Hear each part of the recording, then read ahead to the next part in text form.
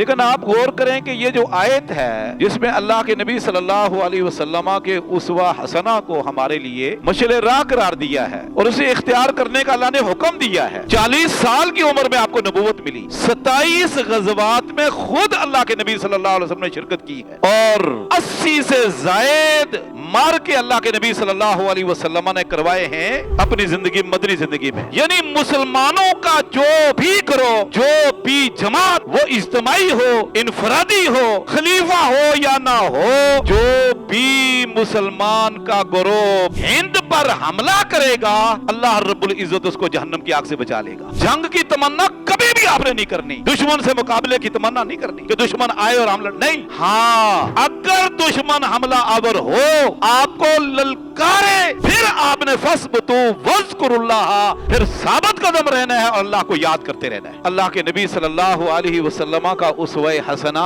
وہ جہادی زندگی ہے، الہ کلمت اللہ کے لیے آپ کی کی کوششیں ہیں، صحابہ کرام کی کوششیں۔ دفاع اسلام اور دفاع وطن کے حوالے سے اللہ کے نبی صلی اللہ علیہ وسلم کے اسوہ اور آپ کے پلاننگ اور منصوبہ کے متعلق چند باتیں عرض کی تھیں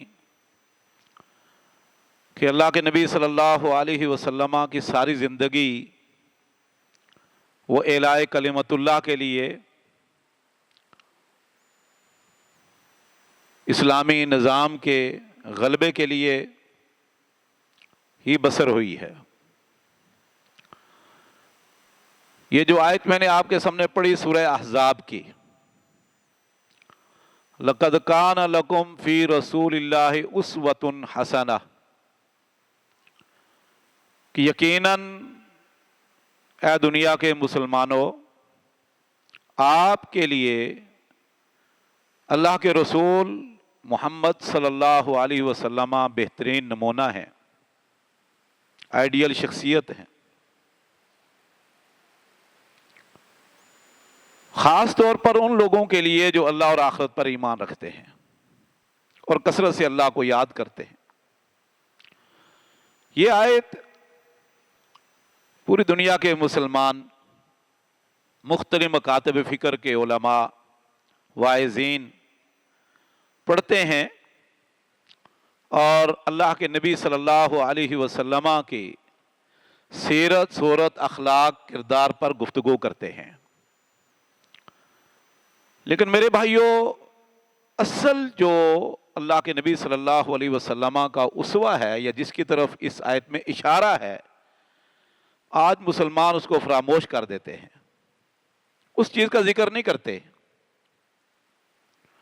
کوئی اللہ کے نبی صلی اللہ علیہ وسلم کی زلفوں کا تذکرہ، کوئی آپ کے چہرے کا تذکرہ، کوئی آپ صلی اللہ علیہ وسلم کو کیا چیز پسند تھی۔ جیسے پچھلے جمعے نے بیان کیا کہ ایک حدیث بڑی، بخاری کی حدیث بہت مشہور ہے، علماء بیان کرتے ہیں کہ کانا رسول اللہ صلی اللہ علیہ وسلم یحب الحلوہ،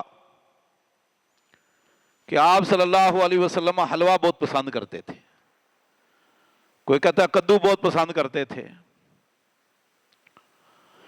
اس طرح آپ کے ملبوسات اور مطعومات، دیگر چیزوں کا تذکرہ لوگ کرتے ہیں، کرنا چاہیے۔ یہ بھی ہمارے لیے باعث فخر، باعث برکت، رحمت، سبق ہے۔ لیکن آپ غور کریں کہ یہ جو آیت ہے جس میں اللہ کے نبی صلی اللہ علیہ وسلم کے اسوہ حسنہ کو ہمارے لیے مشعل راہ قرار دیا ہے اور اسے اختیار کرنے کا اللہ نے حکم دیا ہے، یہ آیت جب اتری اس وقت مدینے کی کیفیت یہ تھی کہ 10,000 کا لشکر مدینہ کے ارد گرد موجود تھا، مدینے پر حملہ آور ہو چکے تھے، اور خندق کھود دی گئی۔ خود نبی کریم صلی اللہ علیہ وسلم مٹی اٹھا رہے تھے، اپنے کندھوں پر باہر نکال رہے تھے، اور کدال مار مار کر پتھر توڑ رہے تھے۔ بھوک کی کیفیت پچھلے جو میں نے بیان کی، معاشی اعتبار سے کہ تقریباً 1 مہینہ تمام صحابہ کرام دشمن کے مقابلے میں سینہ سپر رہے، چھوٹے بڑے بوڑھے بچے جوان سب مورچوں میں، اور اللہ کے نبی صلی اللہ علیہ وسلم خود دن اور رات مسلسل مورچے میں، سازشیں، افواہیں، پروپوگنڈے یہودیوں کی طرف سے اور آستین کے ساتھ منافقین کی طرف سے سازشیں اور افواہیں اور بے شمار ایسی باتیں کہ اب مسلمان کامیاب نہیں ہوں گے،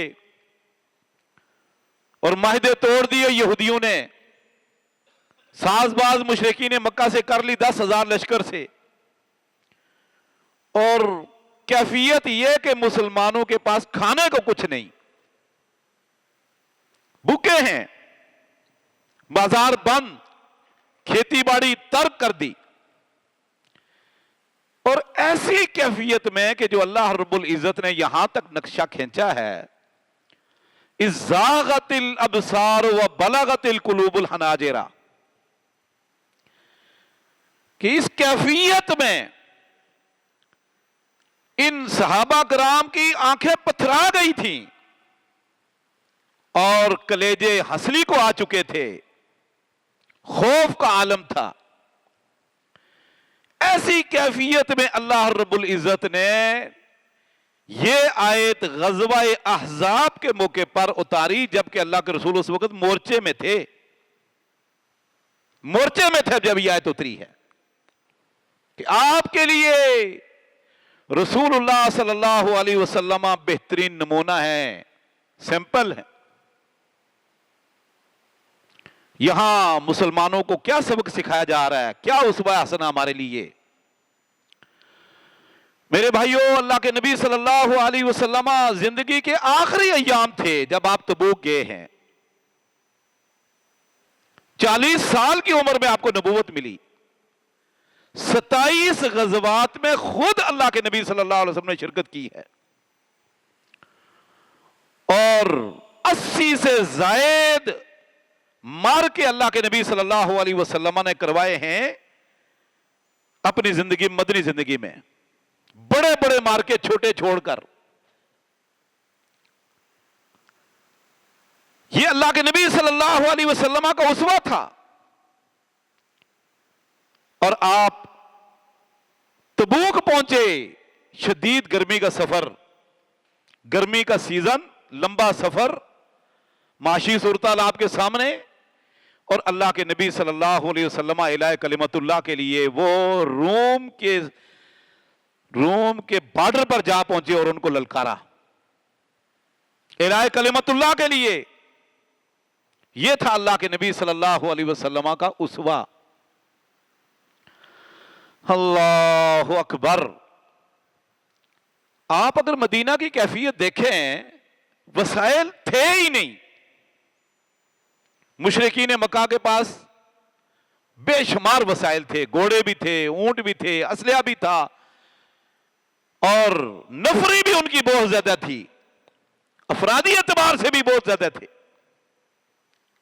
ہر لحاظ سے مسلمان ان کے مقابلے میں دنیا کے ظاہری وسائل تعداد کے اعتبار سے کچھ بھی نہیں تھے، لیکن ایک چیز تھی، وہ ایمان تھا، وہ جذبہ تھا، وہ ولولہ تھا، وہ اللہ پر بھروسہ، اللہ پر توکل تھا۔ اور اللہ کے نبی صلی اللہ علیہ وسلم خندق کھود رہے ہیں، بھوک سے نڈھال ہیں، دشمن سر پر کھڑا ہے۔ آپ نے جب شکایت کی کہ یہ چٹان نہیں ٹوٹ رہی، یہ خندق کھودتے ہوئے رکاوٹ بن گئی ہے، 3 آپ نے وہاں تھوڑے لگائے اور بشارت سنائی کی جو چنگاری نکلی ہے، مجھے اللہ رب العزت نے کیسر اور کسرا کے خزانے دے دیے، چابیاں دے دی ہیں۔ یہ صحابہ کرام کو خوشخبریاں سنا رہے ہیں، پورے ایران، عراق، روم کے فتح کی خوشخبریاں سنا رہے ہیں۔ اللہ اکبر۔ میرے بھائیوں، اللہ کے نبی صلی اللہ علیہ وسلم کا اسوہ حسنہ وہ جہادی زندگی ہے، الہ کلمت اللہ کے لیے آپ کی کوششیں ہیں، صحابہ کرام کی کوششیں۔ اب دیکھ لیں غزوہ खंदक का जो तस्वर अल्लाह रब्बुल इज्जत ने हमें पेश किया है ना, आज भी हम घबरा जाते हैं पढ़ते हुए। और अल्लाह के नबी सल्लल्लाहु अलैहि वसल्लम ने फरमाया था, अल-आन नग़ज़ु वला यग़ज़ूना, कि अब मुशरिकीन मक्का वो गजवे के लिए नहीं आएंगे, हम गजवा करेंगे। यहां इंशाअल्लाह जुमे में मैं 2-3 बातों की वजाहत करूंगा, बहुत जरूरी है। एक, हमारे यहां बड़े बड़े उलमा को गलत फहमी हो गई, और उसमें जो हमारे सहाफी हजरात हैं और दीगर मजहबी तबका है कि वो लफ्ज़े गजवा को समझते हैं इसका माना है जिहाद, गजवा का माना है किताल, और हत्ता के हदीस की जो किताबें हैं, सीरत की किताबें हैं, और हदीस की शुरुआत जो की गई है बुखारी की शरह, दीगर किताबों की शरह, उसमें भी हमारे उलमा ने और असहाब सीयर ने यहां तक लिख दिया कि गजवा वो होता है जिसमें अल्लाह के नबी सल्लल्लाहु अलैहि वसल्लम खुद शरीक हों, और जिस लश्कर कशी में या काफरों के साथ मुकाबला हो मुसलमानों का और काफरों का, और अल्लाह के रसूल शरीक ना हो, उसको सरिया कहते हैं। और इसी पर हमारी किताबें तालीफ हैं और उलमा ने लिखा है कि जिस मुहिम जोई में अल्लाह के रसूल शरीक हो वो गजवा है, और जिसमें शरीक नहीं वो सरिया है। और यही बुखारी की शरह में भी लिखा हुआ, अल्लाह माफ फरमाए। और ये गलत फहमी है, याद रखो, गजवा जिहाद को नहीं कहते, सिर्फ जिहाद को नहीं कहते, किताल को नहीं कहते, उसके लिए जिहाद अलग लफ्ज है। कुरान करीम में कई जगह पर जिहाद वजाहिदुम बिही, जैसे पिछले जुमे में मैंने बयान किया था। किताल की भी आयात अपनी जगह है, कातिलूहुम मा लकुम ला तुकातिलूना। गजवा का माना है हमला, गजवा का माना है हमला, और जो बंदा भी मुसलमान किसी भी काफर पर इनफरादी इज्तमाई हमला करेगा वो गाजी है। आप, मेरे पास वक्त नहीं, सूरह आले इमरान, सूरह अनफाल, सूरह तौबा पढ़ ले आप। इसकी पहली दलील ये मैं अभी आपको देता हूं, सही बुखारी की हदीस है। गजवा खंदक में, जिसको गजवा अहज़ाब भी कहते हैं, जब मुशरिकीन मक्का शिकस्त खुर्दा हो गए तो आपने यह पेशनगोई सहाबा कराम को सुनाई जो सही बुखारी में है, अल-आना नग़ज़ूहुम वला यग़ज़ूना। अब मुशरिकीन मक्का गजवा नहीं करेंगे, अब हम गजवा करेंगे। अगर गजवा से मुराद अल्लाह के रसूल की शिरकत, तो गजवा का लफ्ज काफिरों के लिए इस्तेमाल हुआ, गैर मुस्लिमीन के लिए भी इस्तेमाल हुआ, जैसे हदीस में। इस हदीस का माना है अब हम हमलावर होंगे। 3 मरतबा हमला उन्होंने मदीने पर कर लिया, गजवा, गजवतुल मुशरिकीन, बदर, ओहद, खंदक। अल-आना नग़ज़ूहुम, फरमाया आज के बाद हम उन पर हमला करेंगे, वो हम पर हमलावर नहीं होंगे। तो इस हदीस में काफिरों के लिए भी हम गजवा का लफ्ज, अल्लाह के रसूल ने अपने लिए भी गजवा का लफ्ज इस्तेमाल किया, मना इसका हमलावर होना है। आगे लड़ाई हो या ना हो, जंग हो या ना हो, कामयाबी नाकामी का वो नतीजा निकले ना निकले, सिर्फ हमला करें और आप वापस आ जाएं, बस इसको गजवा कहते हैं। इसकी और भी दलीलें कुरान और हदीस में बहुत है। काना गुज़्ज़न भी लफ्ज कुरान मजीद में सूरह आल इमरान में है। अच्छा, दूसरी दलील, अल्लाह के नबी सल्लल्लाहु अलैहि वसल्लम ने कस्तम दुनिया पर हमला करने वाले के मुतल्लिक़ क्या फरमाया था?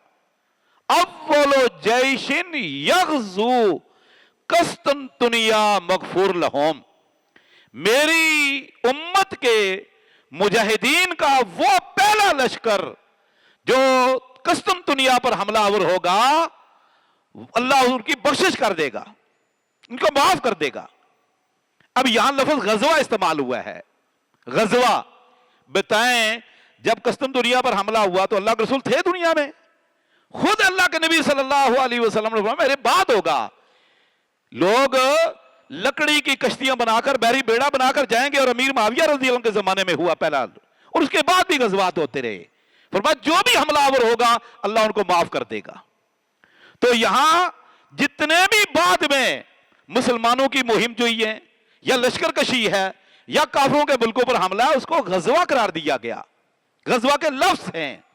اور اسی طرح غزوہ ہند، اب یہ تو سب کو پتا نا، غزوہ ہند تو اللہ کے نبی صلی اللہ علیہ وسلم نہیں ہوں گے، لیکن حدیث میں لفظ کیا ہے سنن نسائی میں؟ آپ نے فرمایا اصابتان احرزہم اللہ من النار، اللہ رب العزت نے میری امت کے دو گروہوں کو جہنم کی آگ سے محفوظ کر دیا، بچا لیا ہے۔ اصابتن تغزو الہند، ایک وہ جماعت جو ہند پر غزوہ کرے گی۔ تو اگر غزوہ سے مراد اللہ کے رسول کی موجودگی، تو پھر تو اللہ کے رسول تو غزوہ ہند میں موجود ہی نہیں ہے۔ تو اصابت تغزو الہند یعنی مسلمانوں کا جو بھی گروہ، جو بھی جماعت، وہ اجتماعی ہو، انفرادی ہو، وہ امیر کے ساتھ ہو، بغیر امیر کے ہو، خلیفہ ہو یا نہ ہو، جو بھی مسلمان کا گروہ ہند پر حملہ کرے گا اللہ رب العزت اس کو جہنم کی آگ سے بچا لے گا۔ اسی حدیث کو مد نظر رکھتے ہوئے محمود غزنوی نے 17 حملے کیے تھے، 17 حملے کیے، اللہ نے پھر کامیاب کیا۔ ہر حملہ اس حدیث میں شامل ہے، اور اس کے بعد قیامت تک کے لیے جو لوگ بھی ہند پر حملہ کریں گے وہ اس حدیث کی مصداق ہے۔ فرمایا وَإِصَابَةٌ تَغْزُو، ہے جی، اور ایک وہ جماعت جو عیسیٰ بن مریم کے ساتھ مل کر جہاد کریں گے، غزوہ کریں گے۔ تو اب جتنے بھی آپ دیکھیں نا، جو دنیا کے مختلف خطے ہیں، ملک ہیں یا قومیں ہیں، ان کے ساتھ جو جہاد کے لیے لفظ غزوہ استعمال ہوا قیامت تک کے لیے، تو غزوہ کا معنی ہوتا ہے حملہ کرنا، پیش قدمی کرنا، آگے کامیابی ہو نہ ہو، جنگ ہو یا نہ ہو، اس کا معاملہ نہیں ہے۔ جتنے بھی آپ قرآن کریم کی آیات پڑھیں، دیکھیں سورہ آل عمران میں اللہ نے یہی کہا ہے کہ جو لوگ اللہ کے راستے میں غزوہ کرتے ہیں، حملہ کرتے ہیں، اور رسول اللہ صلی اللہ علیہ وسلم نے فرمایا کہ اللہ نے یہ وعدہ کر رکھا ہے کہ اگر وہاں یہ شہید ہو گیا تو یہ اللہ کے راستے میں اس کے لیے جو ہے نا بہت سارے اعزازات ہیں، اور اگر یہ زندہ واپس آ گیا تو یہ نال بما اجرن، یہ اجر لے کر آئے گا، اور اللہ کے ہاں یہ غازی ہوگا، اور غازی کا اجر و ثواب میں نے پچھلے جمعے میں پہرا دینے والے کا اجر و ثواب بیان کر دیا آپ کے سامنے، جس کو غازی کہتے ہیں۔ تو میرے بھائیوں، یہ ایک غلط فہمی تھی کہ کئی لوگوں نے یہاں تک کہہ دیا کہ دیکھو جی کیا فائدہ ہے، کامیابی تو ملتی نہیں، فیصلہ تو ہوتا نہیں، شکست۔ ایک بات تھی کہ غزوہ اس کا معنی حملہ ہے، اور جو لوگ بھی اللہ کے راستے میں جہاد کریں گے، حملے کریں گے، دنیا کے کفر پر وہ کوئی بھی کافر ہو، ان کو یہ فضیلتیں حاصل ہوں گی۔ دوسری بات جو میں اہم بیان کرنا چاہتا ہوں کہ آج کل آپ جانتے ہیں پاکستان اور بھارت کے حالات کشیدہ ہیں، دونوں طرف سے عجیب و غریب میڈیا وار ہے، یہ بھی اس میں ہمارے کچھ نادان دوست لوگ، مسلمان جذباتی، پڑھے لکھے ان پڑھ سارے یہ کہتے پھرتے ہیں، پوسٹیں لگاتے ہیں، آئے نا انڈیا، آ جائے، حمزہ کیوں نہیں کرتا، کر کے دیکھے، رافیل بھیج دے، فلاں کر دے، ہم یہ اچھا حکومتی سطح پر بھی کئی لوگ کہہ رہے ہیں۔ اس حوالے سے دیکھیں نبی کریم صلی اللہ علیہ وسلم کی احادیث اور تعلیمات صاف موجود ہے۔ آپ نے فرمایا لا تتمنوا لقاء العدو، خبردار کبھی بھی دشمن سے آمنا سامنا اور لڑائی کی تمنا نہ کیا کرو، جنگ کی تمنا کبھی بھی آپ نے نہیں کرنی، دشمن سے مقابلے کی تمنا نہیں کرنی کہ دشمن آئے اور ہم نہیں۔ ہاں، اگر دشمن حملہ آور ہو، آپ کو للکارے، پھر آپ نے فَاثْبُتُوا وَاذْكُرُوا اللَّهَ، پھر ثابت قدم رہنا ہے اور اللہ کو یاد کرتے رہنا ہے۔ آپ قرآن مجید میں جتنے بھی دیکھیں نا، خاص طور پر سورہ آل عمران، سورہ انفال، سورہ توبہ جس کو سورہ قتال کہہ جاتے ہیں، بلکہ سورہ توبہ کے شروع میں یہ واحد صورت ہے، بسم اللہ نہیں ہے، یہ واحد صورت ہے جو بسم اللہ نہیں ہے اس کی شروع میں، کیونکہ یہ سورہ قتال ہے، یہ سورہ قتال ہے، یہ سورہ غزوہ ہے، یہ سورہ جہاد ہے، اور بسم اللہ الرحمن الرحیم رحمان رحیم آتا ہے، اور اس معاملے میں پھر کوئی نرمی اور شفقت اور نہیں ہے، پھر قاتلوہم یعذبہم اللہ بایدیکم ویخزیہم وینصرکم علیہم ویشفی قوم مومنین ہے۔ تو اس لیے یہ سورہ بسم اللہ ہی نہیں ہے، یہاں نرمی نہیں ہے اللہ کے فضل و کرم سے۔ تو بہرحال اب اس میں آپ نے اچھا ان صورتوں میں آپ دیکھیں تو جہاں بھی جہاد کا یا دشمن کے مقابلے کا ذکر ہے نا، کثرت سے اللہ کے ذکر کا حکم ہے، تذکرہ ہے۔ فَاسْبُتُوا وَاذْكُرُوا اللَّهَ، کہ اللہ کو کثرت سے یاد کرو اور ثابت قدم رہو، پیٹھ نہیں دکھانی، پھر بزدلی نہیں دکھانی، پھر بھاگنا نہیں، پھر کھڑے ہو جاؤ اللہ کے راستے میں اللہ کا نام لے کر۔ وَمَن يَتَوَكَّلْ عَلَى اللَّهِ فَهُوَ حَسْبُهُ، اللہ فرماتے ہیں جو اللہ پر بھروسہ کر لیتے ہیں حقیقی معنی میں اللہ ان کو کافی ہوتا ہے۔ تو یہ دو اس طرح کی باتیں ہیں کہ ان کو دعوت دینا، للکارنا اور کہنا کہ آ جائے، اور یہ بالکل درست نہیں ہے، ٹھیک ہے جی۔ اللہ رب العزت سے جنگیں ہی ہوتی ہیں، جنگیں ہوتی ہیں۔ جب سلیمان علیہ السلام نے خط لکھا نا بلقیس کی طرف، تو اس نے قوم سے مشورہ کر کے جو قوم نے کہا، پھر بلقیس نے جو کہا تھا کہ فوجیں جب آتی ہیں تو کیا کرتی ہیں، تو وہ اللہ رب العزت نے اس کے الفاظ قرآن کریم میں سورہ سبا میں ذکر کیے ہوئے۔ تو میرے بھائیوں یہ جو اسلحہ ہے، میزائل ہیں، گولیاں، اس کی آنکھ نہیں ہوتی، یہ پھر دیکھ کر نہیں آتی کہ یہ بندہ نمازی ہے، یہ غیر نمازی ہے، یہ فلاں ہے، یہ فلاں ہے۔ وہ پھر یہ اللہ معاف فرمائے جنگیں جب ہوتی ہیں تو اس وقت تو انسان نے اپنی موت کے لیے بہت کچھ تیار کر رکھا ہے، بہت کچھ، خود انسان نے اپنی موت کے لیے بہت کچھ تیار کر رکھا ہے۔ تو اس حوالے سے اللہ رب العزت سے تعلق پہلے سے زیادہ مضبوط ہونے چاہیے، اور خاص طور پر پچھلے جمعے میں نے جو بیان کیا تھا کہ سب سے بڑی چیز عقیدے کی اصلاح، عقیدے کی اصلاح۔ دیکھیں اللہ کے نبی صلی اللہ علیہ وسلم نے مکہ میں خالف المشرکین، خالف المجوس، آپ کو یہ لفظ کثرت سے ملیں گے۔ جب مکہ میں تھے مشرکین کی مخالفت کرو، ان کی تہذیب، ثقافت، کلچر، نظام، ان کی ساری چیزوں کی مخالفت کرو، اپنے آپ کو علیحدہ رکھو ان سے، آپ کا رنگ الگ، ان کا الگ ہے۔ اچھا جب مدینہ میں آئے تو دیکھ لو لفظ کیا ہے، خالف الیہود والنصارى، خالف الیہود والنصارى، ان کی تہذیب، کلچر، ثقافت، تمدن، اور ان کے ہر چیز جو ان کی خاص ہے، مذہبی چیزیں ہیں، ان سے آپ بالکل الگ رکھو اور ان کی مخالفت کرو۔ صبغۃ اللہ ومن احسن من اللہ صبغہ، اسلام ایک الگ نظام ہے، تہذیب، ثقافت، کلچر ہے، وہ اللہ کا رنگ ہے۔ ومن احسن من اللہ صبغہ، اس سے کوئی اچھا رنگ نہیں ہو سکتا۔ سمجھ آ رہی ہے؟ جیسے علامہ اقبال نے کہا تھا نا، قیاس اپنی ملت کو اقوام مغرب سے نہ کر، قیاس اپنی ملت کو اقوام مغرب سے نہ کر، خاص ہے ترکیب میں قوم رسول ہاشمی۔ ہمارا ایک نظام ہے، ایک اپنا سسٹم ہے، اور ایک پوری تہذیب، ثقافت آسمانی جو اللہ رب العزت دی، جو محمد صلی اللہ علیہ وسلم نے ہمیں رنگ دے کر کے، پورا ضابطہ حیات ہے۔ تو اس میں کیوں آپ نے مکہ میں تھے، مدینہ میں تھے خالف بھائی جو قوم کل جس نے ان کا مقابلہ کرنا ہے، اگر یہ ان کے تہذیب، ثقافت کے، کلچر کے دل دادا ہو گئے تو مقابلہ کیا کریں گے؟ تو فرق ہی نہیں رہا، فرق ہی نہیں رہا یہود و نصارہ میں، مسلمانوں میں۔ تو یہ کیسے ان کے مقابلے میں کھڑے ہوں گے؟ کیسے جذبات ان کے ابھریں گے؟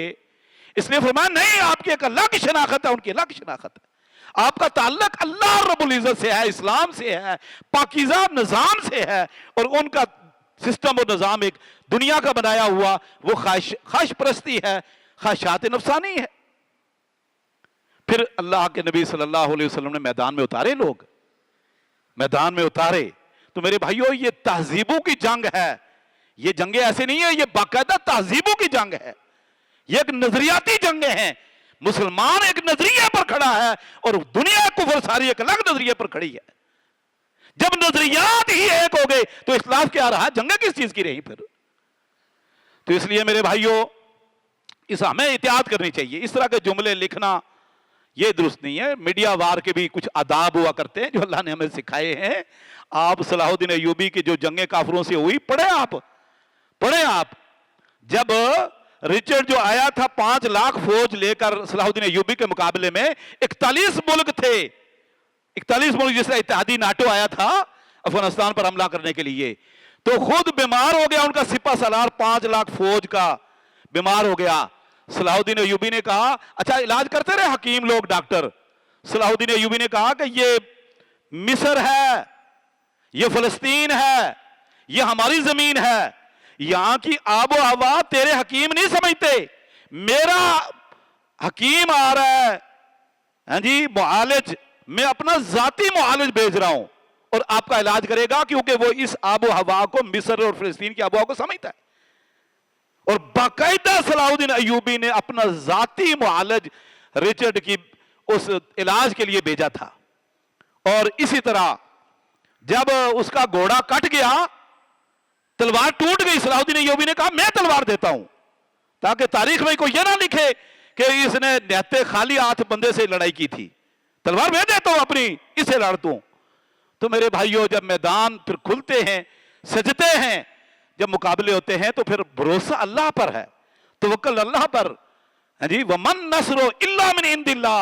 अल्लाह के नबी सल्लल्लाहु अलैहि वसल्लम ने सहाबा कराम को मैदान में उतार कर ना बदर में फिर हाथ उठाए थे कि या अल्लाह, ये मुट्ठी भर नौजवान थे, तैयार करके मैं ले आया हूं, अब इनकी मदद करना तेरा काम है। अल्लाह रब्बुल इज्जत ने तब मैदान में फरिश्ते उतारे थे, तब उतारे थे मैदान में।